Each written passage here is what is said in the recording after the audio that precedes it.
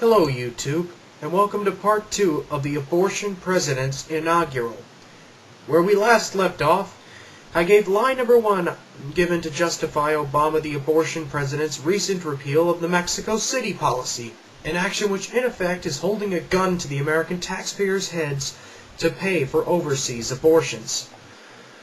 Now in part 2 I give lies number 2 and 3, starting with the baseless smears given against anyone who supported the Mexico City policy, one of the most common of course being that everyone who supports even the slightest restriction on taxpayer funding for abortion and abortion mills is not only a far right-wing reactionary religious nutjob,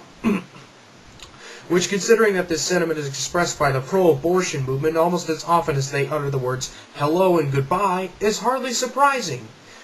But whenever the debate comes down to the issue of taxpayer funding, to sweeten an already festering pile of bullshit, shamelessly conflate the issues of abortion and birth control by accusing abortion funding opponents of opposing birth control in addition to abortion. Indeed, there are many people who unfortunately fit that one-dimensional stereotype, but many does not mean all. There are even many who identify themselves as pro-choice that oppose subsidizing abortion, and one of them is a friend and subscriber of mine, Snerd Williams, who opposes it because, as he put it in a conversation I had with him last night, just like, quote, just like I want to separate church and state, I also want to separate pussy and state. Even if that stereotype was true in all cases, it still does not change the fact that abortion and birth control are two very different things. One preventing a life from forming in the womb before it can even start, and the other being the brutal murder of a life already in progress. Modern medical science proves beyond a reasonable doubt that life indeed begins at conception. Both the sperm and the egg necessary to make a baby each have 23 chromosomes, which unite at conception to create an albeit early and still growing, but still full-fledged member of the species Homo sapien. The unborn child, from the very moment of conception, has a total of 46 chromosomes, which will remain unchanged until the day it dies, even if it lives to be 100 years old. In other words, even though a fully grown human adult has certain physiological features that an unborn child does not have, the total genetic structure of that adult human is the exact same as it was when he was first conceived, and the unborn child's genetic structure will also remain the same when it grows up. The unborn child's genetic structure is distinct from its mother because it has half of its father's DNA in addition to half of its mother's DNA. To arbitrarily assign it the status as just an extra appendage which can be removed without consequence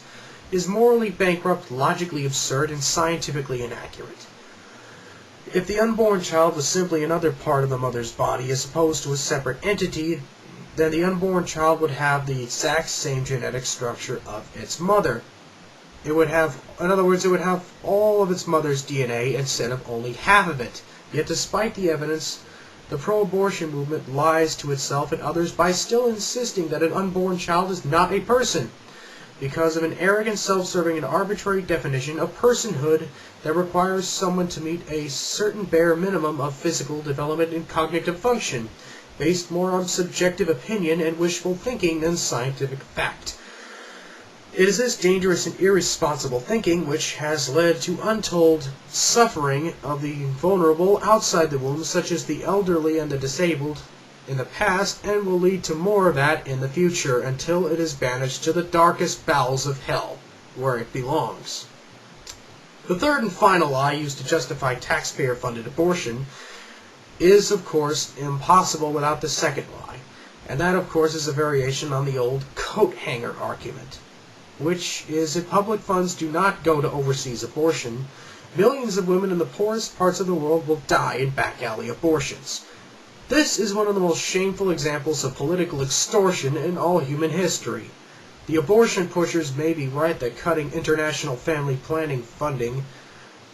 to organizations that perform abortions can result in some increases in back-alley abortions, but whose fault is it that this has happened? Abortion pushers have time and again claimed that their actions are inspired by a sincere desire for the well-being of women. But instead of doing the right thing and getting out of the evil business of abortion, while still continuing to provide the other services that don't kill innocent babies, like contraception, for example, and actually helping women to keep their babies if they so choose, but instead they continue to politicize contraception, which is crucial to preventing unintended pregnancies by selling abortion as a legitimate form of birth control, and in many cases even going as far as to comparing it to getting a mammogram or a pap smear, when the only time abortion is ever a legitimate health issue is when the pregnancy itself threatens the mother's life, and there is nothing that can be done to save both the mother and her unborn child. These monsters in human skin and their political puppets like to hide behind the fraud that passes for feminism these days, but in reality have as little sympathy for the dignity of women as the supporters of slavery and segregation had for blacks. Yes, women in third world countries dying from back alley abortions is a horrific tragedy that we should do something about, but the ends do not justify the means and will never justify the means, and will only end up destroying more lives than saving them by even further legitimizing one of the most barbaric practices ever devised. Before I end this video, I have just one simple question for Obama and everyone who supports his repeal of the Mexico City policy. If abortion truly is a private issue, which should be left solely to a woman and her so-called doctor, then why involve the American taxpayers in this by forcing them to pay for it? You simply cannot have your cake and eat it too. Either abortion is a private issue which the government should stay out of, or it is not. And if it is not, then why say that it is? Every time the government is involved in any issue, even if the involvement is minimal, it ceases to be a private issue by becoming a matter of public policy. Knowing this, why do you persist in making these two completely contradictory arguments at the same time?